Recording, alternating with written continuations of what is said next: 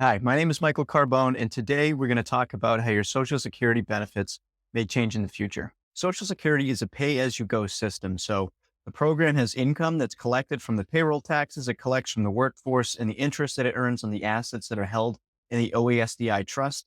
This income is then used to pay retirees their Social Security benefits. If there is more program income that's needed for retiree benefits, then the difference is then deposited into the trust and invested in special issue Treasury securities that earn interest and further the program's income. If there is less program income that is needed to pay retirees their benefits, the difference would be spent from the OASDI trust. Social Security's problem today is that the proportion of retirees to workers is rising and will continue to do so, making it increasingly necessary to tap the funds that are held in the trust.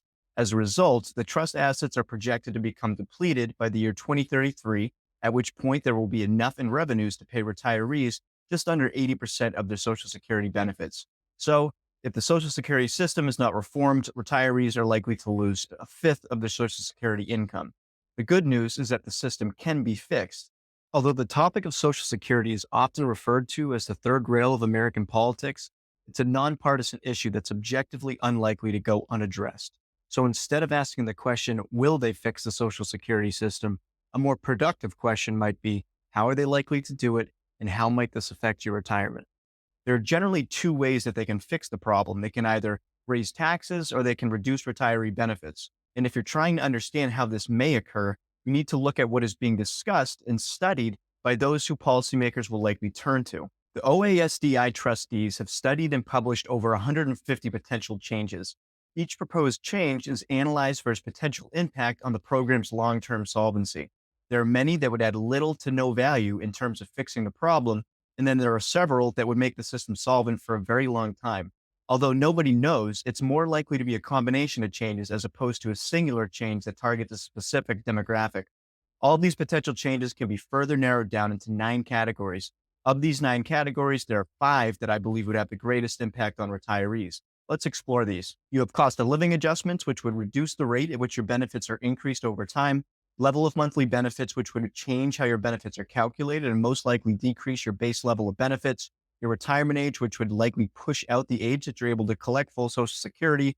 Family benefits, which may reduce the amount that benefits of a spouse or a dependent might receive. And finally, taxation of benefits, which would increase the amount of taxes that you pay on your Social Security income. There are also proposals that would increase payroll taxes on the workforce. It would take roughly 4% increase on FICA taxes paid by the workforce that's split between employees and their employers to make the system solvent for a very long time. But since this video is focused on how retiree benefits may change, I'm not going to discuss this. Right off the bat, the proposed changes to family benefits and the taxation of retirement benefits don't seem to do much good, if any, towards fixing the program's long-term solvency problem. Of the 14 potential changes studied under these categories, no change fixed more than 5% of the funding shortfall. So it may be unlikely for them to implement such changes. That leaves us with the potential changes to cost of living adjustments, level of monthly benefits, and retirement age affecting retirees the most. Cost of living adjustments, or COLAs, are given to retirees as a way to maintain the buying power of their income. Let me say that differently. Over time, the cost of living typically increase. This is known as inflation. So as it becomes more expensive to pay for goods and services, retirees' Social Security benefits will increase so they can hopefully continue to afford the same goods and services. 2023 Trustees Report reveals 9 potential variations of COLA cuts. Of these, the one hitting retirees the hardest would be a 1% COLA reduction beginning in 2024. So, for example, if inflation were 3% one year, you would get a 2% COLA. This is expected to fix just over one half of the program's long-term funding shortfall. Although a 1% COLA reduction may seem trivial, it would likely have a significant impact on your retirement. Consider this hypothetical example. Leon and Kathy Woods, their ages 63 and 63 respectively. They have $1.5 million in financial assets, and they each plan to retire at the age of 67. Based on their current situation, their assets are projected to run out by the age of 88, but assuming that their future Social Security benefits grow by 1% less than their retirement expenditures, their assets are projected to run out 2 years sooner. This is an oversimplified example, but the point is that a reduction in cost of living adjustments during retirement would result in receiving less income over time and ultimately translate to greater stress being put on your money in retirement. So to be prepared for this potential change, you should see how your assets would hold up under a bad case scenario such as this. The next category is particularly complicated, so I'm going to go a bit out of order here and just save it for last so that we don't use up too much brain power early on. Another category that's in the cards and would affect retirees is the retirement age. The retirement age is the age that retirees are eligible to collect their full Social Security retirement benefits. Your full retirement age depends on the year that you were born, and it currently ranges from the ages 66 to 67. There were 14 variations of retirement age changes that were studied in the 2023 Trustees Report.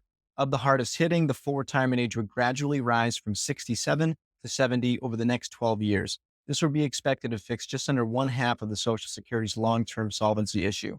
If you're not familiar with the history of Social Security, this has already been done under the Reagan administration when the full retirement age was gradually increased from the age of 65 to the age of 67. I believe that if the retirement age is extended, that in addition to foregoing several years of benefits, a major consequence to retirees would be the loss of delayed credits for those who retire later and an increase in the benefit reduction for those who decide to take benefits early. And this would, of course, be assuming that they don't change these provisions alongside the full retirement age.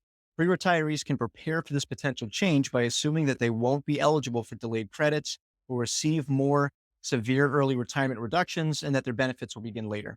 Using the same example from before with Leon and Kathy Woods, who are planning to retire at the age of 67, the base case scenario is that Leon will wait until the age of 70 to collect his benefits, and that Kathy will begin taking her benefits at her full retirement age of 67. In this example, let's assume that Congress passes legislation which immediately pushes up the full retirement age to 70. It would likely occur more gradually, but to argue this, let's just pretend that it's immediate. So, like before, their current situation suggests that their money lasts into their late 80s, but under this hypothetical Social Security change, they would lose 3 years of Kathy's benefits and they wouldn't earn any delayed credits for Leon. And as you can see, their money is now projected to run out 3 years sooner.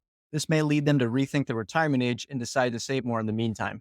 Okay, so as promised, I've saved the hardest for last. The potential changes being explored that deal with the level of monthly benefits are primarily geared towards how your primary insurance amount will be calculated. Your primary insurance amount is the income that you'll be eligible to receive at your full retirement age and also serves as the base that your benefits will be adjusted from if you begin collecting earlier or later than your full retirement age. This category of potential changes would change the way that your base benefit is calculated. In most cases, this will reduce retiree benefits, but to a lesser extent than if no changes were to be made to the Social Security system. Many of the proposed changes would affect those who were born on or after the year 1970. There are roughly 50 variations of proposed changes that were in the 2023 report, but the hardest hitting change would fix nearly 80% of our long range funding shortfall. So I wouldn't be surprised to see some version of this put forth in the future. Again, this proposed change is particularly complicated because the formula for calculating your benefits is particularly complicated. So with that being said, I'm going to discuss this from 30,000 feet. So how do they calculate benefits? Social Security will first view your historical wages that paid FICA taxes and then adjust each year to reflect what that same past income would be worth as of the year that you're eligible for benefits. Let me expand on this a bit. So say that you earned $30,000 in 1988, but earning $30,000 in 1988 isn't the same as earning $30,000 today because employers will typically increase employee salaries to keep up with the rising cost of living. So earning $30,000 in 1988 would be like somebody earning say $110,000 in 2023 who performs the same job duties. Again, the $30,000 salary for the job in 1988 is equivalent to a $110,000 salary for the same job in 2023.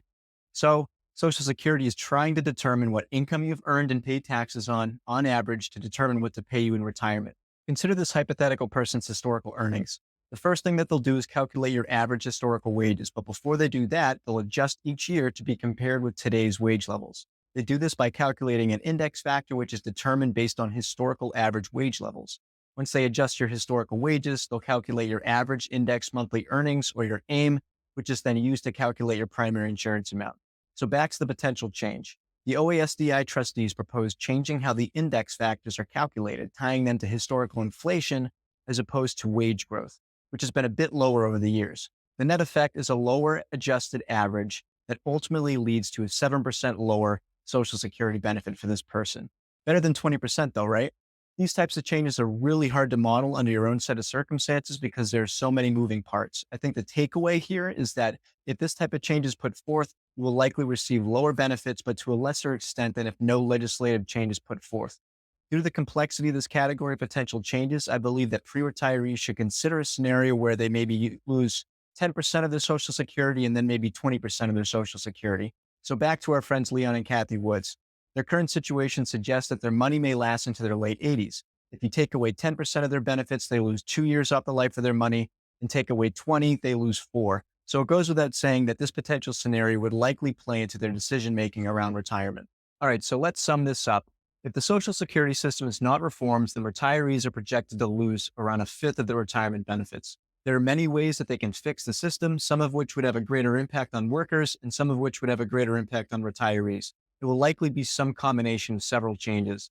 The potential changes having the greatest impact on retirees would be lower cost of living adjustments, calculation changes potentially reducing future retirees' base benefits or their primary insurance amount, and the extension of the full retirement age. Social Security is an important resource for most retirees, so it may be wise to consider how these potential changes may affect your ability to retire. Tap the link below to learn if a complimentary consultation may be of benefit to you. I hope you get some valuable insights from this video. I wish you the best of luck, and I hope to hear from you soon.